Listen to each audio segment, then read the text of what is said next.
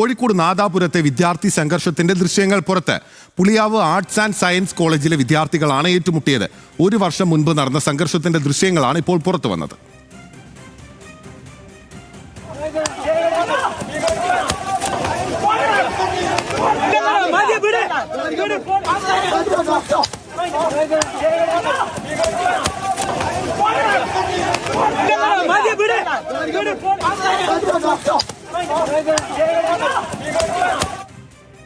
വിവരങ്ങളുമായി രതീഷ് വാസുദേവൻ നമുക്കൊപ്പം ചേരുകയാണ്. രതീഷ്, ഒരു വർഷം മുൻപ് നടന്നതാണെങ്കിൽ പോലും എന്ത് ഗുരുതരമായിട്ടുള്ള മർദ്ദനമാണ്.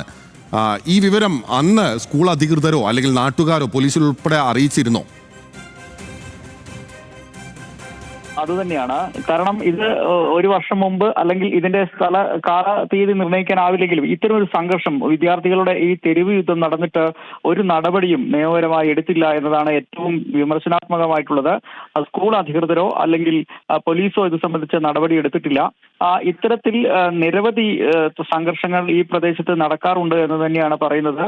കാരണം സ്കൂളിന് പുറത്ത് ഈ ജൂനിയർ സീനിയർ വിദ്യാർത്ഥികൾ തമ്മിൽ ഏറ്റുമുട്ടുന്നു, പിന്നീട് അത് ഒത്തുതീർപ്പാകുന്നു എന്ന ഒരു രീതിയാണ് ഈ ഭാഗത്ത് വ്യാപകമായി ഉള്ളതെന്നാണ് വിമർശനമുള്ളത്. ഈ ഒത്തുതീർപ്പ് സ്ഥിരമായി നടക്കുന്നതുകൊണ്ട് തന്നെ നിയമപരമായ നടപടികൾ ഇല്ലാത്തതുകൊണ്ട് തന്നെ സംഘർഷങ്ങൾ ഏതു സമയത്തും ഉണ്ടാകുന്നു.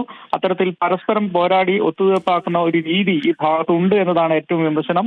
എന്തായാലും ഈ സംഘർഷങ്ങൾ അവസാനിപ്പിക്കാൻ നിയമപരമായ നടപടി കർശനമായി എടുക്കണമെന്നാണ് ഒരുപക്ഷം വിദ്യാർത്ഥികളും രക്ഷിതാക്കളും ഒക്കെ ആവശ്യപ്പെടുന്നത്. പക്ഷേ ശരി, രതീഷ് വാസുദേവനാണ് വിവരങ്ങളുമായി നമുക്കൊപ്പം ചേർന്നത്.